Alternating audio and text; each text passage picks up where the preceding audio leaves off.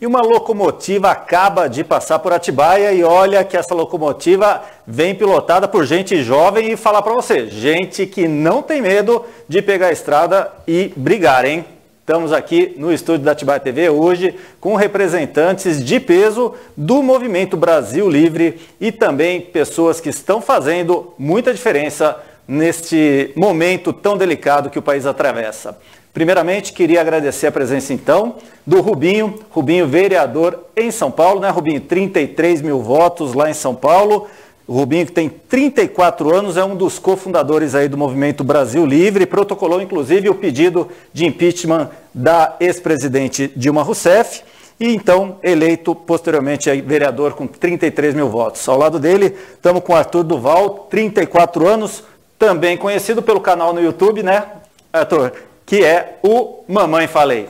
Já sei que parece que agora está tentando tirar um pouco o pé do Mamãe Falei, é isso mesmo, não? Não, na verdade eu sou bem conhecido pelos dois, né? Mas é isso daí.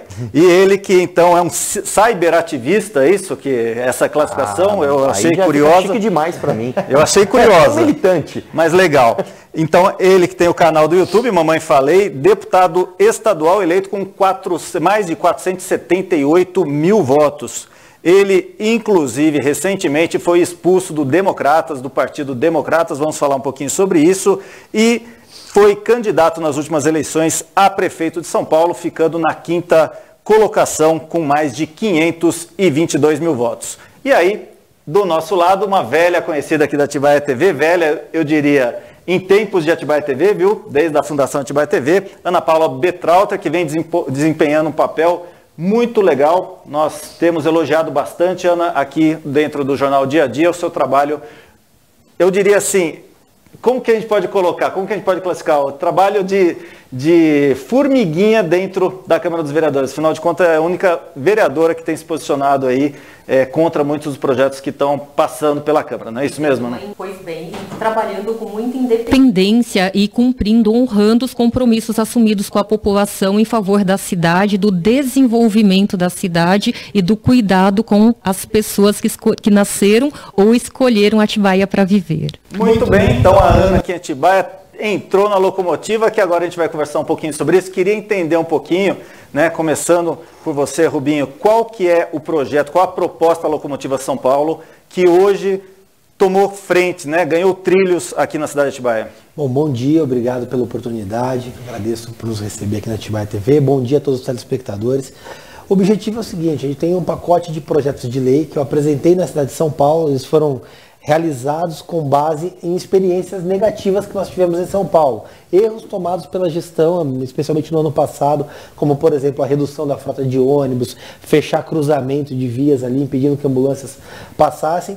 Então, esses projetos eles visam blindar a população contra investidas irresponsáveis do Executivo. Permite, por exemplo, a utilização de veículos oficiais para o transporte de vacinas e transporte de pessoas em hipossuficiência financeira, pessoas de baixa renda, que têm dificuldade de locomoção até os postos de vacinação, proíbe o Executivo de contrair novas despesas enquanto perdurar a pandemia, exceto aquelas essenciais com saúde, assistência social e segurança, certo? Garante a isenção de ISS e IPTU para os estabelecimentos comerciais que foram fechados, impactados aí durante a pandemia, certo? Entre outros projetos. Eu acho que essas alternativas, e, obviamente, proíbe a redução da frota de ônibus enquanto perdura o Covid. São projetos que eu acredito que eles vêm a garantir a continuidade da atividade da população e, principalmente, blindar, né, criar mecanismos para que a população consiga sair da crise sanitária e também da financeira, que hoje é impactada. A vereadora Ana nos recebeu, já apresentou os projetos. Eu tenho certeza que com o belíssimo trabalho que ela tem feito aqui em Atibaia, esses projetos vão ser aprovados muito em breve. Maravilha. Então, esses projetos apresentados na Câmara dos Vereadores de São Paulo vão ser propostos na Câmara dos Vereadores de Atibaia. É isso, Ana? Exatamente, Cacá. Essa é a intenção. Para trazermos a experiência da capital paulista aqui para Atibaia, como o vereador Rubinho bem colocou, para blindar a população desses efeitos traumáticos que a pandemia, né, tem trazido no Brasil e no mundo. Então, em Atibaia, a semelhança da capital paulista, nós vamos propor essas iniciativas e contamos com o apoio integral do deputado Arthur Duval. Eu ia chegar aí, Ana, porque olha, a briga sua em São Paulo, a briga sua em Atibaia precisa de alguém que gosta de uma briga. E aí entra você, Arthur. Na verdade, em primeiro lugar, obrigado pelo convite. Né? A gente vem emplacando justamente uma tese, né, que é, além dos projetos que a gente roda o Estado para protocolar, a exemplo do trabalho do Rubinho Nunes em São Paulo, nós precisamos criar uma demanda, né, que é o que escraviza todo mundo aqui de São Paulo e muito pouco se fala, né? Desde a época de Getúlio Vargas, nós temos uma herança desse período de ditadura que escraviza os paulistas, e eu tenho certeza que quem está ouvindo agora deve estar até meio confuso, mas do que ele está falando? Isso, inclusive, mostra o tamanho do problema. As pessoas sequer sabem o que está acontecendo. No Brasil, nós vivemos numa federação, e essa federação ela conta com um pacto federativo. O que esse pacto federativo faz com São Paulo? Só para você ter uma ideia, tira 90% dos recursos de São Paulo. 90%. Então, isso não é opinião, tá? Isso é fato. São Paulo é o estado que mais contribui com a União, né? E um dos que menos recebe. Para você ter uma ideia, a cada R$11 que São Paulo envia para a União, apenas um volta. Quando eu digo União, estou falando Brasília. Vamos traduzir em termos... Deixar na linguagem para que as pessoas entendam. Vamos falar português claro. A cada R$11 que a gente ganha, 10 vão para Brasília. Um fica com a gente. E aí o que acontece quando a gente visita os municípios? Um absurdo tremendo, né? Vamos pensar uma coisa. Quem é que conhece mais os problemas de Atibaia? É um deputado federal do Acre? É um deputado federal de São Paulo, que seja? Ou é a vereadora Ana Paula? Ou é o vereador aqui? É claro que é o vereador da região. Então por que a gente tem essa distorção onde o vereador tem que ficar passando pires e implorando emenda para o deputado? Aí o deputado olha para ele e fala assim, tudo bem, quantos votos você vai me trazer? Se você me trouxer votos, eu trago uma emenda para a sua cidade. Isso é um completo absurdo, isso é uma distorção do que a gente vê, inclusive, em países desenvolvidos, né? Onde a lógica é, se o dinheiro é gerado no município, e ele é gerado no município, é ali que ele deve ficar. É um absurdo que Atibaia, por exemplo, que é uma região muito produtiva, é uma região maravilhosa, presta serviço maravilhosamente bem aqui dentro do estado de São Paulo, tenha que ficar pedindo quase que esmola para deputado em trazer emenda. Isso é um absurdo. Então, nós precisamos que a população paulista entenda essa demanda para que cobre de suas autoridades que o façam. Hoje, nós, inclusive, agora em 2022, pretendemos disputar a eleição, eu pretendo disputar o governo de São Paulo, e pretendemos fazer bancada federal e estadual alinhada com esse propósito. Inclusive, se você pegar os senadores, né, que em tese eles são eleitos para defender o Estado, eles sequer tocam nesse assunto. Onde estão os senadores paulistas? Onde estão os governadores paulistas, né, para que o recurso fique em São Paulo? Nós, só para deixar bem claro, ninguém está deixando de ajudar os outros. Precisamos ajudar os outros estados? Ok, mas não com 90% dos nossos recursos. Se eu puder só me alongar um pouquinho, vou dar 2 exemplos aqui. A nossa polícia, que é a melhor do Brasil, a polícia militar, a polícia civil e as guardas municipais, que são as melhores polícias do Brasil, são as 23ª em remuneração. Né? A minha mãe, por exemplo, que era professora da rede pública, o salário dela era em média R$ 2.500.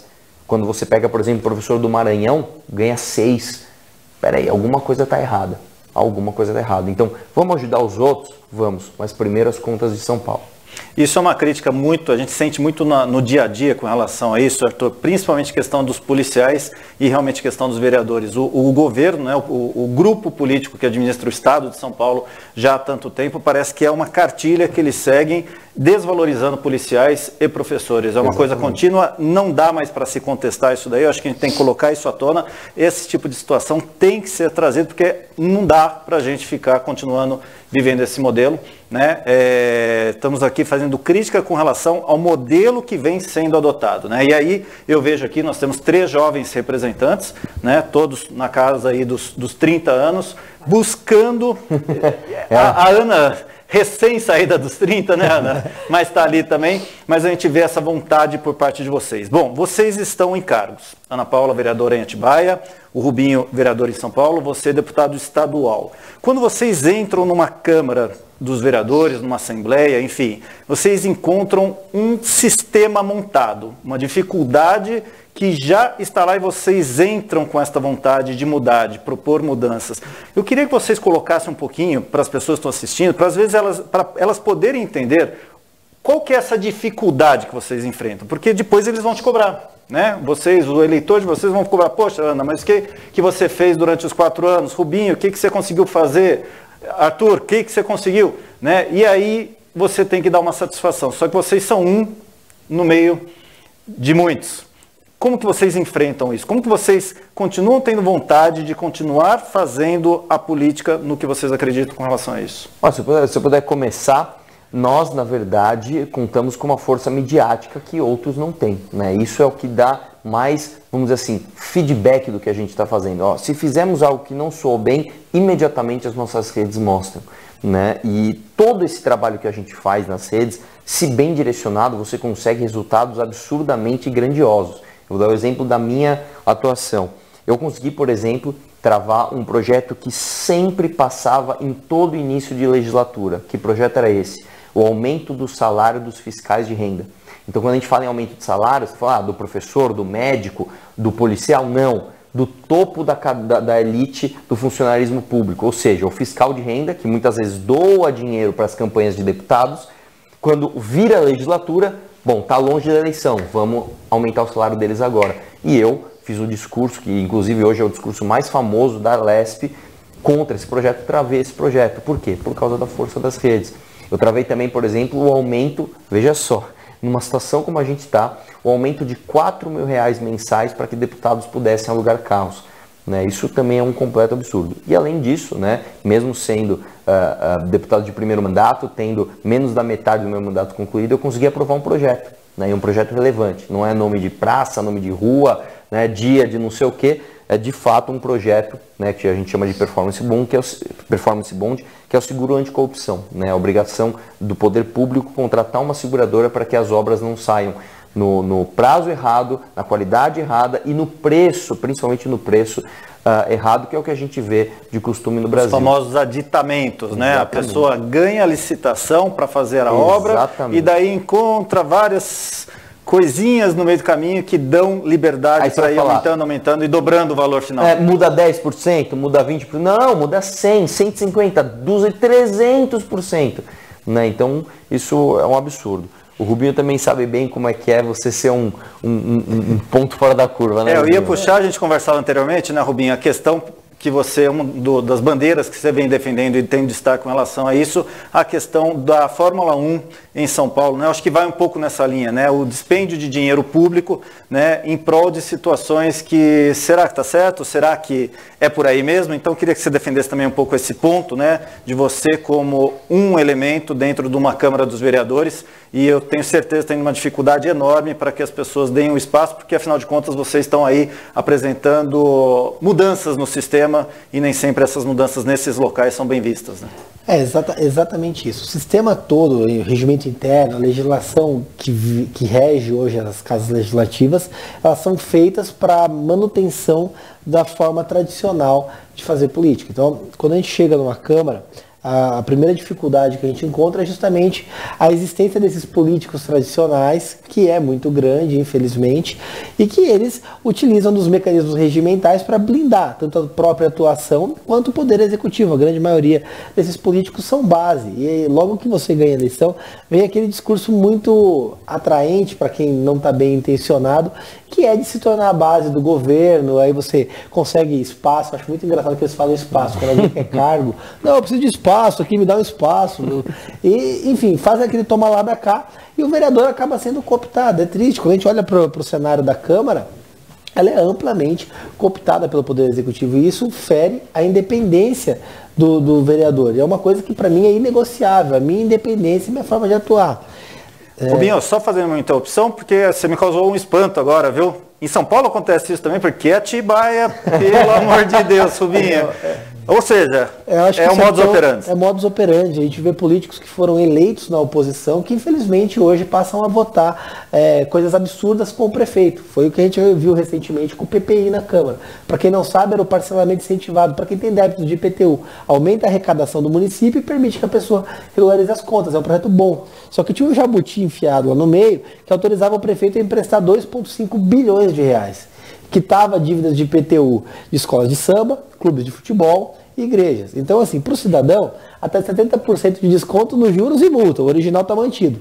Para escola de samba, clube de futebol e igreja, zero a dívida, como se nada existisse, e ainda autoriza o prefeito a pagar 2,5 bi. Eu fiquei um mês obstruindo esse projeto, praticamente sozinho, porque eu não abro mão de votar de acordo com aquilo que eu acredito. E uma outra ferramenta que eu utilizo é uma coisa que eu já vinha utilizando antes de exercer mandato, que é o que eu chamo de ativismo judicial. O contrato da Fórmula 1 que você colocou. É um contrato completamente errado, onde a gente tinha uma empresa de prateleira criada 2 meses antes da celebração do contrato, nunca organizou uma corrida de carrinho de rolemã, certo? Que foi adquirida por holdings em um paraíso fiscal em Delaware. Eu puxei a documentação dos Estados Unidos, levantei tudo.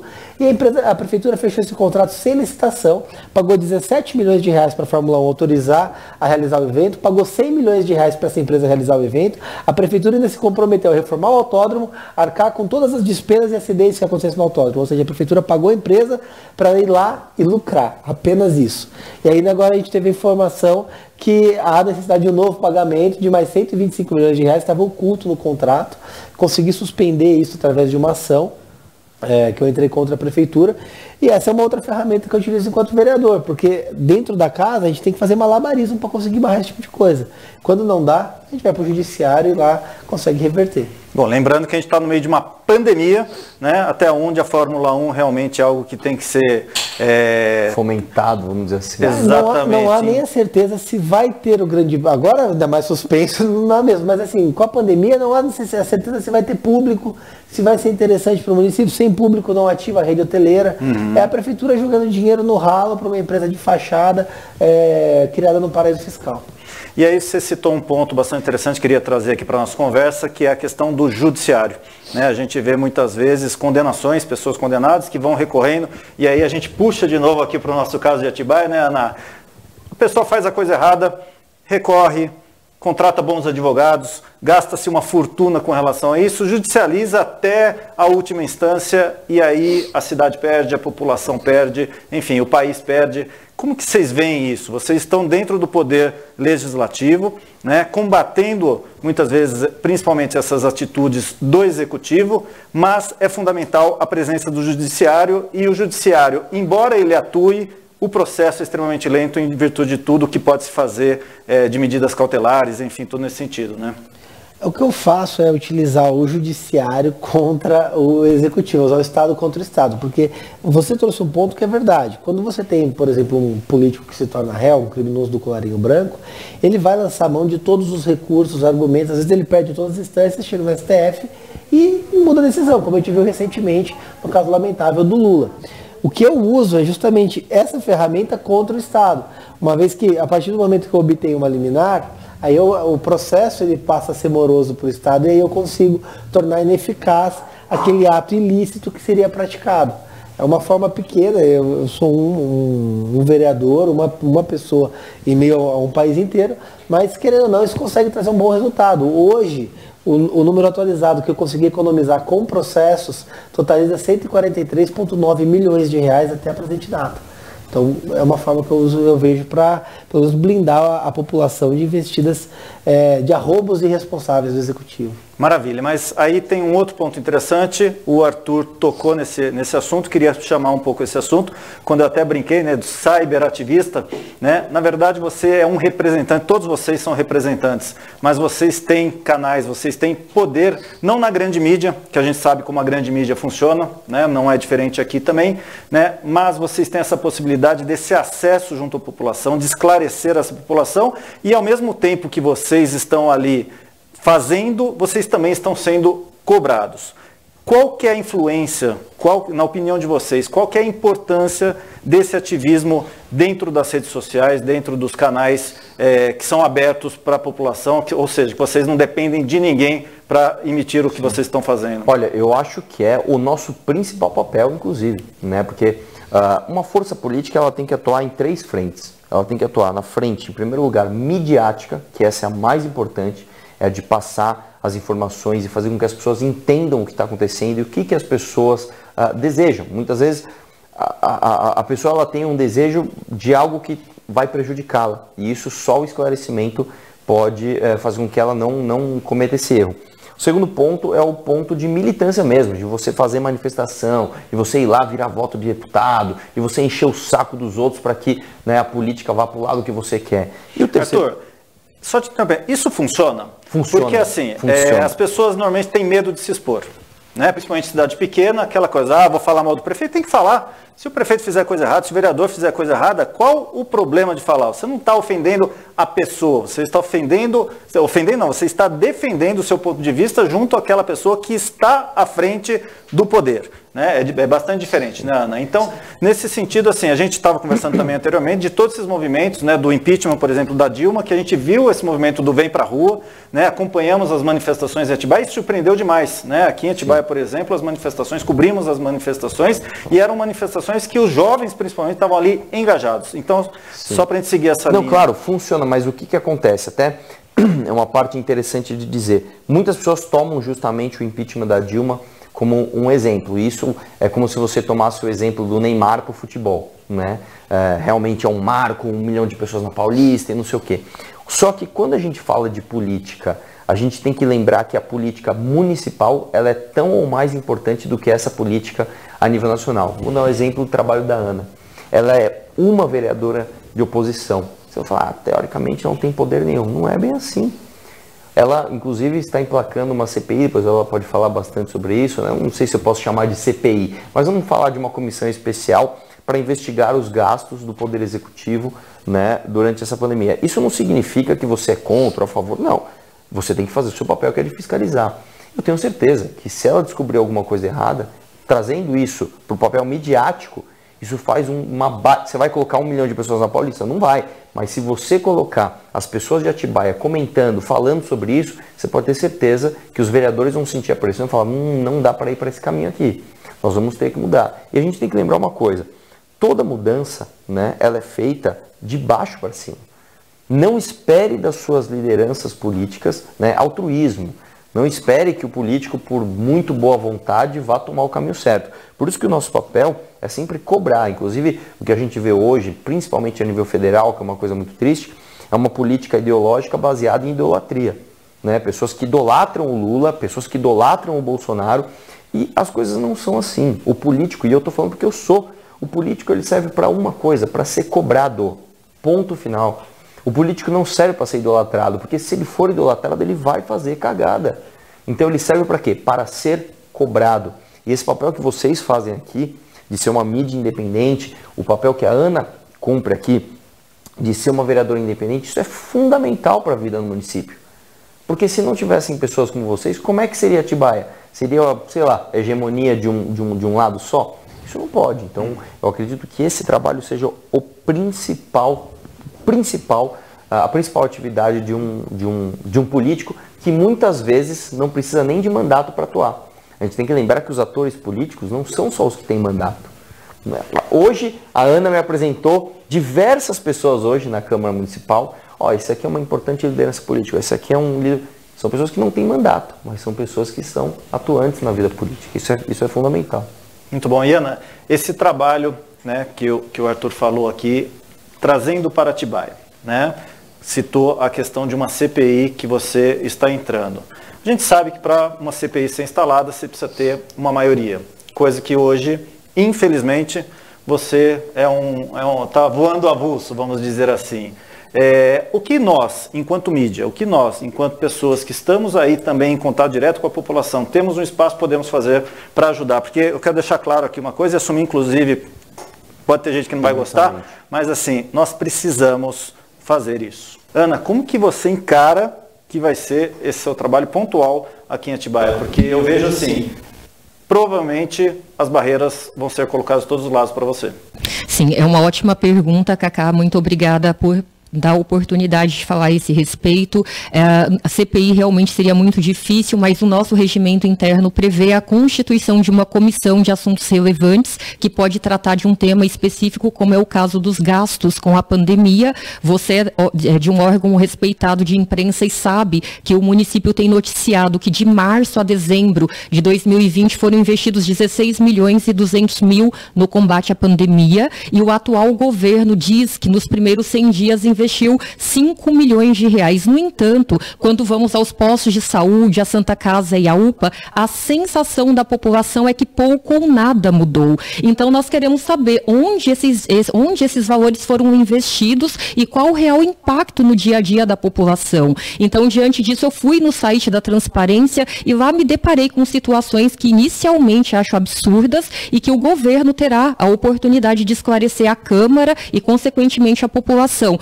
Como, por exemplo, gastos com a Covid para compra de cama box, colchão, cafeteira elétrica, bebedouro, mesa de escritório, um investimento de mais de 2 milhões para poder fazer uma manutenção, conservação e higienização de um complexo multidisciplinar aqui na cidade, num parcelamento de 12 meses, mais de 200 mil reais para poder fazer higienização de uma frota do transporte escolar se as aulas estavam remotas ou híbridas. Então tem toda uma situação aí que temos dúvidas com relação à lisura no investimento, nos gastos, e se não bastasse tudo isso, nosso comércio passando, como o nobre vereador Rubinho colocou aqui, o deputado vem falando muito firmemente, passando por dificuldades pelas restrições, e o município que poderia injetar recursos na economia local para que as pessoas pudessem passar por esses traumas das crises de saúde e econômica com menos trauma, faz a opção, mesmo com recomendação da promotoria,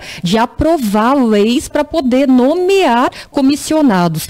Já disse e repito, não sou hipócrita, eu fui comissionada em Atibaia e eu sei que é importante, mas não em tempos de pandemia, onde você tem outras prioridades. E o município já está há 6 meses sem esse pessoal. Investir mais de 1 milhão por mês só em vencimento, sem contar em cargos e outros benefícios, é um absurdo, é um soco no estômago da população e nós não podemos aceitar sem reagir. E essa comissão vai apurar e vai revelar toda a situação e, no mínimo, deputado, vereador, trazer um constrangimento para quem está apoiando e aprovando esse tipo de situação em detrimento da qualidade de vida e até da vida de muitas pessoas. A Atibaia já perdeu 250 pessoas para essa doença, fora os casos que estão em investigação. Nós não podemos aceitar, temos que reagir e pode contar com o meu mandato aqui na cidade para esse enfrentamento. Legal, e é muito importante, você falou, essa troca de experiência. Aqui nós temos um deputado estadual,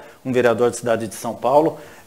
Você citou a questão do transporte público, né, Rubinho? Lá em São Paulo, aqui em Atibaia também não foi diferente, né? Assim que houve o problema, o surgimento, né, a questão da pandemia, uma das primeiras atitudes com relação à empresa que faz o transporte no município falou, olha, não temos, a conta não está batendo mais, porque as pessoas estão ficando mais em casa, estão usando menos transporte público, isso está gerando um déficit para a gente precisa de um aporte por parte da administração municipal, a gente precisa ter menos ônibus circulando pelas ruas e, enfim, a população que já não tinha um bom serviço acabou piorando mais ainda, menos linhas, né? E o serviço e a prefeitura fazendo aporte financeiro dentro dessa empresa, inclusive fez uma intervenção municipal que até agora também a gente não sabe para que foi feito, né? Não está muito claro isso daí, e quando não está claro a gente começa a desconfiar, né, Ana? Sim. Rubinho, você em São Paulo, você fez essa colocação. A gente vê aqui em Atibaia uma situação muito parecida, a gente vê uma situação, outro dia estivemos gravando na Secretaria de Saúde, que fica ao lado do pátio onde ficam as vans e os ônibus dos transportes escolares do município,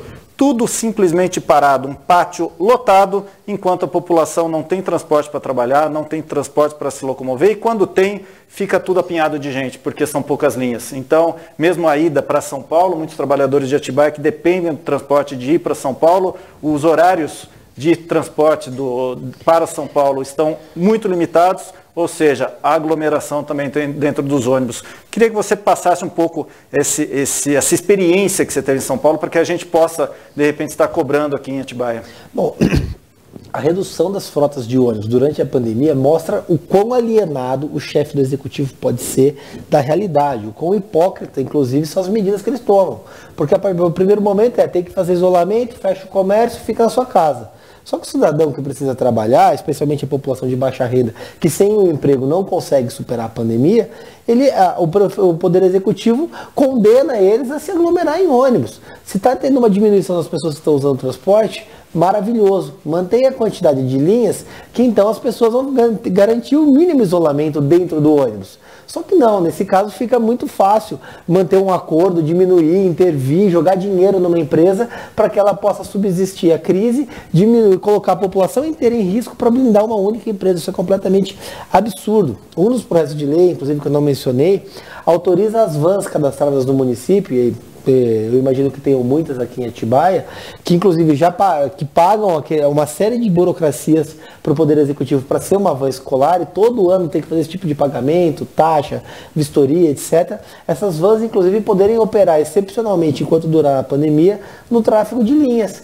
Porque não bastasse os ônibus, a gente tem que diminuir a quantidade de pessoas, tem que garantir que o transporte seja ágil, eficaz e com o mínimo de segurança possível. A forma da gente ter o mínimo de segurança é garantindo que diminua a quantidade dentro do transporte. Então, autorizando as vans a também operarem em linhas enquanto perdurar a pandemia. Elas já estão todas cadastradas, já foi feito isso. Eu sei que muita gente que opera em van tem que pagar a parcela da van, tem que pagar IPVA, tem que pagar tributo, e continua sendo cobrado. Pelo menos essas pessoas vão conseguir manter seus veículos operando para quando a gente superar a pandemia poder voltar no transporte escolar. Mas eu vou pedir auxílio, pode ser que eu esteja falando besteira agora aqui, você me corrige, por favor, Ana. Eu acho que a gente tem notícia de que as vans contratadas pelo município, mesmo sem operar, continuam recebendo. Isso é fato, Ana? Você tem conhecimento disso?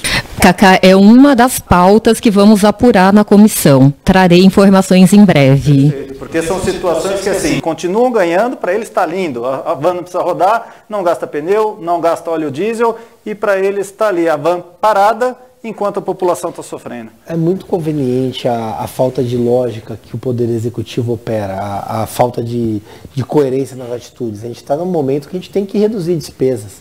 Agora, para esse núcleo de pessoas que são amigos do rei, se torna conveniente haver o pagamento. Eu não sei, mas eu tenho certeza que está sendo feito o pagamento aqui. Só que isso incorre em responsabilidade. Talvez seja o caso, inclusive, de levar ao judiciário esse tipo de questão. Maravilha. Bom, queria agradecer demais a presença de vocês, o tempo de vocês aqui na Atibaia TV. Antes da gente concluir, eu queria pedir para vocês, ano que vem, período eleitoral, né, vocês estão trazendo algumas ideias, né, para esse momento de pandemia. A gente sabe que o país está tendo que focar, está tendo que se preocupar com esses assuntos, então vocês estão trazendo aí ideias e soluções para o município. Então, em nome, né, como cidadão, já agradeço essa proposta de vocês de estarem fazendo isso. Agora, para o ano que vem, principalmente você, Arthur, você está disposto mesmo a enfrentar aí os leões e disputar o governo do Estado de São Paulo, é isso? Sim, na verdade, a gente, né, na prefeitura, na disputa da prefeitura que teve em 2020, a gente surpreendeu, né? Olha só, as pesquisas me davam 1%, 2%. A pesquisa mais otimista me deu 3%. Né? Então eu não tive voto útil. Ninguém falou, vou votar no Arthur porque ele tem chance de ganhar. E eu tive 10%. Né? Então isso surpreendeu muita gente, porque eu não uso... Eu quero lembrar que, assim como o Rubinho, né, em 2018 também não usei fundo eleitoral, e agora na prefeitura também não usei fundo eleitoral. Nós somos completamente contra, né, que a gente pague imposto para político fazer propaganda. Isso é um absurdo. Só que quando o benefício vem para a gente, aí é que você mostra. Você é contra mesmo? Ou você é contra quando é o do outro? No seu você quer. Então, não, na minha eleição eu recusei, e todo mundo que disputou a eleição comigo, inclusive o Rubinho, não usaram. A gente vem com essa mesma plataforma para 2022. Como eu falei, nós temos que fazer uma bancada paulista de deputados que defenda o Estado. Né? Nós vemos isso no mundo inteiro. Né? Na Baviera, na Alemanha, na Catalunha, na Espanha. Nós vemos isso no mundo inteiro. E em São Paulo, que é o estado que mais produz, nós não temos isso. Nós precisamos de parlamentares comprometidos com a defesa dessas pautas. E vou vir para 2022. Eu já apareci agora com 7,5. Quer dizer, sem nem começar a campanha, sem sequer estabelecer o partido, sem sequer estabelecer nenhuma aliança, eu já saio de 7,5. Todo mundo já me olhou, opa, peraí. Então, com certeza, nós vamos vir para cima e vamos fazer bancada. E eu tenho certeza que no futuro próximo a gente vai tornar São Paulo, né, um local mais beneficiado, mais justo com o que produz. E eu, pelo que eu fiquei sabendo, tem atuais vereadores lá em São Paulo que devem também vir aí nesse apoio para deputado federal, é isso mesmo ou não? A gente está tentando emplacar alguns aí, né? Eu estou tentando chamar o Rubinho. O Rubinho, o problema do Rubinho é o seguinte, ele é muito focado nas coisas, então ele só pensa em São Paulo. Você vai falar com o cara, não, vou processar não sei o quê. Rubinho, calma, cara, vamos com calma. E o cara tá lá. Então, quero chamar um time bom, né? E se nós temos bons nomes, por que não nos colocarmos à disposição? Novamente, a gente não vai usar dinheiro público. Então, em nenhum momento, nós vamos usar o seu dinheiro, o dinheiro de quem está pagando, para ficar fazendo propaganda política. A gente vai se virar. Não é fácil, né? Mas a gente faz tudo com recurso próprio. Ou recurso da iniciativa privada, sempre, nunca recursos públicos. E aí, Rubinho? Vai ter disposição então, ou o Arthur vai ficar desiludido aqui? O Arthur está falando sempre, pessoal. Eu estou no início do mandato, estou focado em dar um resultado muito bom por enquanto, entregar, contribuir com a cidade de São Paulo. Aí, no futuro, ano que vem, a gente vai conversar. Eu preciso conversar com o meu público também para ver o que é mais conveniente. Mas quem sabe, não seria ruim, não. Eu vejo o Kim em Brasília hoje. É um parlamentar para mim que é um exemplo, que brilhante, e eu acredito que com uma bancada grande o resultado seja ampliado. Tá bom. E Ana, trazendo para o âmbito municipal aqui, podemos ter alguma expectativa da Ana lançando seu nome aí também para deputado estadual, alguma coisa nesse sentido ou não? Cacá, estamos dialogando com o partido, estamos dialogando com o deputado, com o vereador e vamos construir um projeto que seja importante para o estado de São Paulo, para a cidade, para o país, sempre pensando no melhor para as pessoas. Então, se o grupo precisar que eu me coloque à disposição, eu não vou me furtar e vou assumir aí o compromisso. No entanto, se não tiver necessidade, apoiarei o grupo pelo bem, como eu disse e repito, do nosso estado e da nossa cidade. Tá bom. Eu vou pedir para vocês uma referência para a gente conseguir vislumbrar no que vocês realmente acreditam, uma referência para vocês politicamente. Quem que é aquele cara que vocês batem o olho e falam, olha, temos que seguir essa linha aqui? Né? Porque a gente está vivendo esse momento, né, de parece que só tem dois lados, parece que só existe Lula, parece que só existe Bolsonaro, né? Como que vocês se posicionam com relação a isso, né? Não precisa ser políticos que estão agora no momento, que já passaram pela nossa história política aí. Quem que vocês são pessoas aí que vocês conseguem ter como espelho? Olha, eu vou te falar, essa é a pergunta mais difícil que fazem, porque primeiro que é muito difícil você achar alguém que seja 100% alinhado com você. Segundo que sempre acham algum defeito que você também não considera, né? Você acha alguma imperfeição e é claro que você apega ali. Mas se eu puder então, eu vou citar dois. Né? No âmbito intelectual, eu acho que todos nós aqui nos baseamos muito nas ideias de Milton Friedman. Né? Ele era um liberal pragmático. A gente costuma até brincar, não era um liber bobo. Né? Ele era um liberal pragmático. Ele entendia a realidade, entendia como aplicar o que a filosofia liberal buscando o resultado, não buscando a ideologia. Então, citaria Milton Friedman no âmbito intelectual. E no âmbito prático mesmo, né, se eu pudesse citar um grande político brasileiro, que infelizmente não tivemos mais deles, Roberto Campos. Para mim, o Roberto Campos é um grande parlamentar que, inclusive, na Constituinte, fez de tudo, né, para que a nossa Constituição não saísse essa tragédia que saiu. Né? Nós todos aqui respeitamos a Constituição, é claro, mas ela não está imune a questionamentos. E eu acredito que muitas imperfeições da Constituição seriam evitadas se tivéssemos mais Robertos Campos.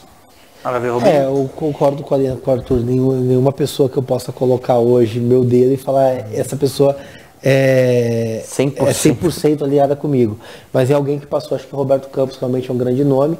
E dos nomes atuais, a nível nacional, a nível federal, para eleições presidenciais, eu gosto muito da linha do Amoedo. Eu acho que se aproxima muito daquilo que eu acredito, do que eu devia estar concordando lá, vocês sentiram aqui, né? Já jogou uma... O Amoedo é um cara assim, fora da curva, ele não precisa da política, ele se dedica porque ele acredita num ideal de país, numa forma de fazer. Eu acho que a abnegação, os valores políticos, ideológicos que ele apresenta se aproximam bastante do que eu entendo por bom. Maravilha, só reforçando, Amoedo, que foi um dos fundadores aí do Partido Novo, Isso. não é isso? Candidato a presidente da República, não é isso? Exato, Ele mesmo, né? 2018. E crescendo bastante nas pesquisas, felizmente, viu? Maravilha. Falando nisso em primeira mão, deixa eu já até falar aqui, o Ricardo Nicotra, que é daqui de Atibaia, passa a ser colunista aqui da Atibaia TV, então em breve, muito em breve, aí teremos conteúdo aí do Ricardo, aí, um cara muito bacana, um cara muito inteligente aí, que vem fazendo bastante... trazendo muitas coisas aí dos bastidores de Atibaia, vai estar aqui com a gente na Atibaia TV. Ana, para você. Cacá, eu pessoalmente não tenho uma figura que eu me inspire, infelizmente, como o deputado colocou e o vereador Rubinho, infelizmente muitas pessoas acabam nos decepcionando ao longo da vida. Mas hoje uma pessoa que ainda me inspira no âmbito nacional é o Sérgio Moro. Eu ainda me inspiro por conta do trabalho que ele levou, que ele revelou da corrupção, e é claro que a gente sabe que isso é a ponta do iceberg, muita coisa ainda tem por vir, mas é uma pessoa que ainda me inspira, embora algumas decepções, né, a partir do momento que ele aceitou ser ministro e algumas atitudes ou omissões. Mas eu tenho estudado bastante, tenho procurado acompanhar para, no momento oportuno, escolher uma pessoa mais próxima daquilo que defendo e que acredito que o país, o estado e o nosso município mereçam. Muito bom. Bom, dá para perceber, né, de que grandes nomes, né, políticos que deixaram realmente um legado, né, foram citados aqui, outros que ainda estão na luta, né, no caso aí do Amoedo, e o que a gente espera é isso, né, que essa renovação realmente exista, né, que a população consiga ter essa consciência de que o voto dela é o que vai fazer parte da transformação, abre essa possibilidade de novos nomes surgirem, né, para poderem fazer coisas diferentes, para a gente sair dessa mesmice e de tudo que a gente vê errado por aí, né? Afinal de contas, a gente vê um país extremamente rico, mas extremamente judiado, né? E quando passa pela classe política, a gente vê o quanto fica sofrível isso, né? Isso a gente acompanha a nível municipal, estadual, federal. Então, desejo para vocês aí toda a garra do mundo, né? Eu sei que vocês são lutadores aí de primeira linha, não tem medo da batalha, né? Então a gente conta aí com vocês, espera que vocês aí estejam dispostos a fazer esse papel, né, de que são poucos que decidem, né? Então tenho certeza que as redes sociais aí é o grande combustível, o grande incentivo para vocês, né? Dou uma sugestão já para a Ana aí, conta com a gente, viu, Ana? Conta com a gente que o espaço da Atibaia TV vai estar aberto, sim. A gente não está pensando a nível partidário, a gente está pensando a nível de município. A gente quer defender, a gente quer uma cidade melhor, uma sociedade melhor, mais justa, né? Sem esses grandes absurdos que a gente está vendo por aí, que infelizmente a gente sabe que o judiciário vai tomar providência, mas num tempo que muitas vezes a cidade perde muito com isso. Parabéns, viu, Cacá? Isso é muito importante, essa abertura, como você bem colocou, pelo bem da nossa cidade, para que os destinos sejam realmente colocados nos trilhos e com a participação da população, e que este espaço, né, que é a Atibaia TV, que é uma imprensa importantíssima na cidade, seja aí o canal para poder revelar e difundir essas informações na cidade. Parabéns pela iniciativa, conte comigo. Legal. Arthur Duval, o ano que vem, tendo campanha, você passa por Atibaia, se passar Atibaia, eu quero te ver aqui, tá bom? Com certeza, muito obrigado pelo espaço. Espaço aberto. E Rubinho, eu ia até brincar contigo, falar, será que o Rubinho é parente do Gabriel Chalita?